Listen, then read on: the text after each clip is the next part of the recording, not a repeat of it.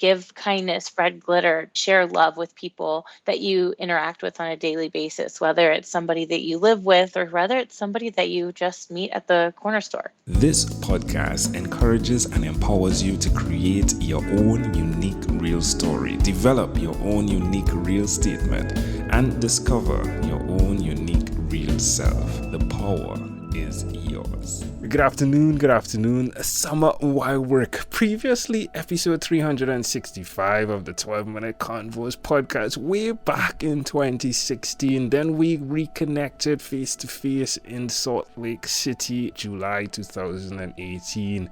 Today, October 2019, we're reconnecting for our third conversation. One that's going to be fun. That was then. This is now. Summer, how are you doing today? I'm doing great. It's wonderful to hear your voice again, and it feels like we're really connected, not just through Facebook, but we got to meet in person. I got to meet your wife, and you got to meet my dog. Yeah, Bodhi. I can't forget his name. Again, it's a food in Trinidad. In fact, I ate Bodhi yesterday, I think. But not Bodhi. Don't let him hear that part of the podcast. I won't tell him. Oh, but it's great to really connect with people face to face. We can dig into that because one of the themes you cover from the perspective of working remotely as well can speak to that. So let's dig into that. What you bring from that space, the remote space. Yeah, so with Rebel Connect, we have events that we create for people and events that we create for ourselves that really focus on connection. And whenever you meet people in person, it really enhances the connection, and we just keep that connection going. We bring people together for meaningful purposes. Now, I had Rachel on recently, right? That was a great conversation. She's part of what you do there, right? Yeah, we actually just got back from an event in New York City, so that's where I'm just returning home from. Well, that's wonderful. I had someone from Trinidad who attended an event in New York. I wonder if it's the same event. That would be intriguing. But I'll check that out. It'll be just really cool to know that that was even possible. So what's going on in your world? Like, what's the new thing, Summer? What's up? The new thing, we just got back from Croatia about a week before we were in New York. We were doing Remote Leadership Summit, which is our second annual event. And it went over really well. Again, people had great connections, and people that were there for not the first time were happy to be back, and everybody that was a newcomer was glad to be welcomed into the family that we have going. Ooh, Croatia. How do you get from where you are to Croatia? I took a flight to New York City and then went through Munich and then got to Croatia. Oh my. And while we were in Croatia, got to check out a few different places.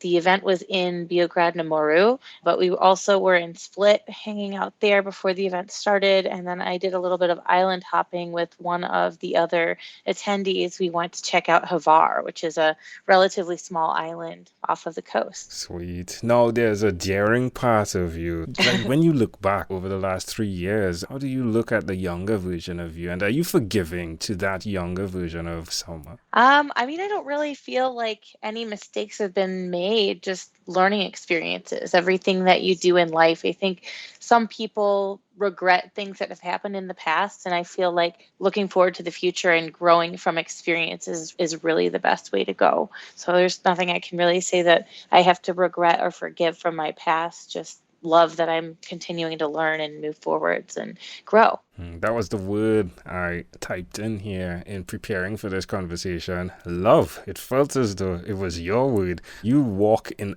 abundance of love. One of the things we spoke about on our first conversation was your work that you did with children, right? And I was amazed because I have 3 children now, and it takes a ton of patience. Where did that come from?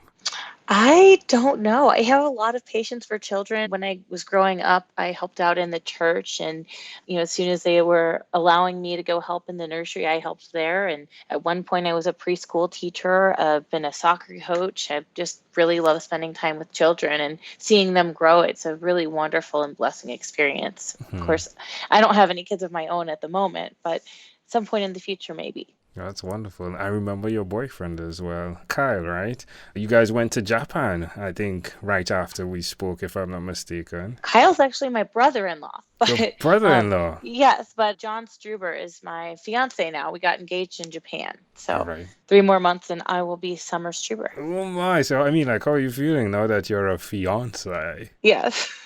It's a funny word, but it's a fun one to say. Yeah, it's wonderful. Congratulations on that. So I messed up the name, right? So It's Kyle is okay. the brother-in-law and John is the boyfriend. That's great. At least it sets me up to not be a stalker, right?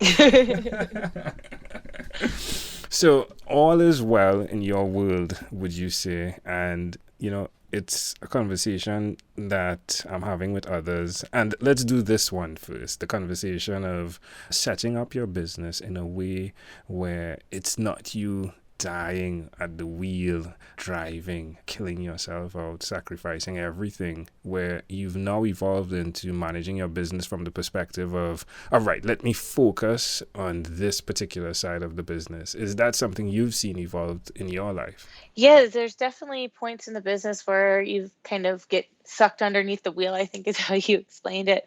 And just being able to manage your time and balance between your personal life and business. I know a lot of people call it work-life balance, and I don't really think it's not like a teeter-totter that balances back and forth. It's something that is in harmony. I feel like it's a work, play, rest harmony that needs to be focused on.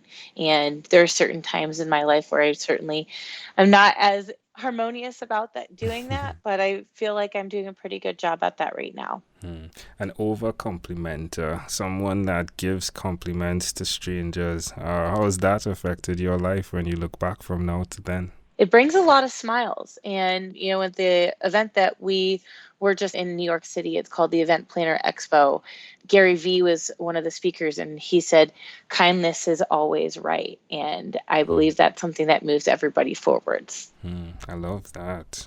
The concept of kindness connects to the concept of legacy. It really lives on past us. One of the conversations I've been having lately is the conversation of death. I had a couple of guests that passed on the podcast Oh when we no, reached out. Yeah, that's sad. it was sad, and especially the way we found out. The first person we found out from, apparently her grandson saw the podcast because he was looking for some remnants of her, and he found the podcast conversation. And then the second person, I sent an email and got an auto reply, and it opened up me to what we're doing here on the podcast, and to ask you as well, are you being mindful of the fact that you can die possibly today or tomorrow, and how are you preparing yourself from that perspective to make an impact in the world?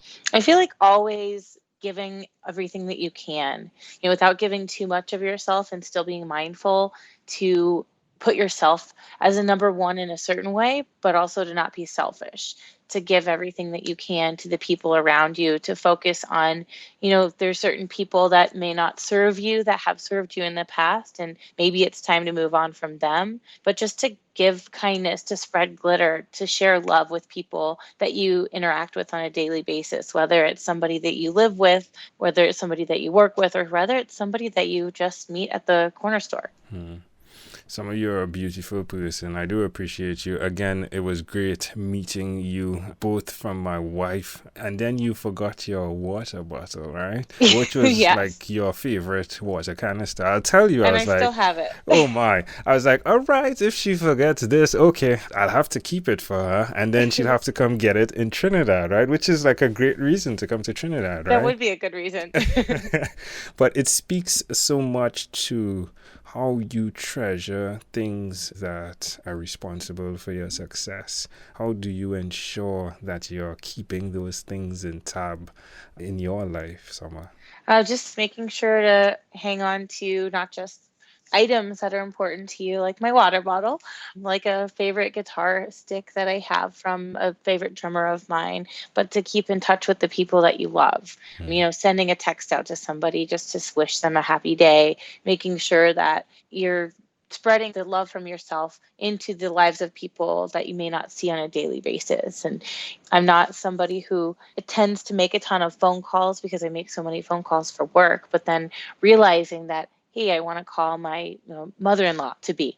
I want to call one of my best friends. I called one of my best friends yesterday. I had to hassle her for a few days before I got an answer. And I finally got her on the phone, and I could tell that the smile in her voice grew when we started talking. So just making sure that sometimes you reach out to people and they might not respond the first time, but don't give up on them, and make sure that you're giving yourself to the people who you do treasure.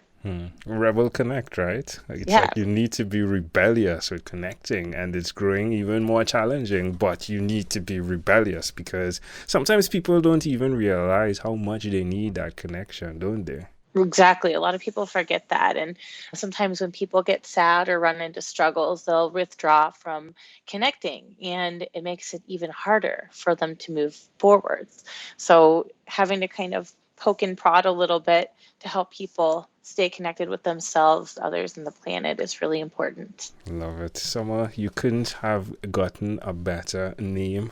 I love it. I love it. I think you definitely represent what summer is, especially when you experience, I mean, you love the snow, right? Oh, yeah. But for the Caribbean guy, like, yeah, I would choose summer over any other season. So I do thank you for how you serve in this world. And it's a great pleasure to connect and hear that you've continued doing what you set out to do. You're not giving up, Summer. Never. Never giving up. Never give up. Never surrender.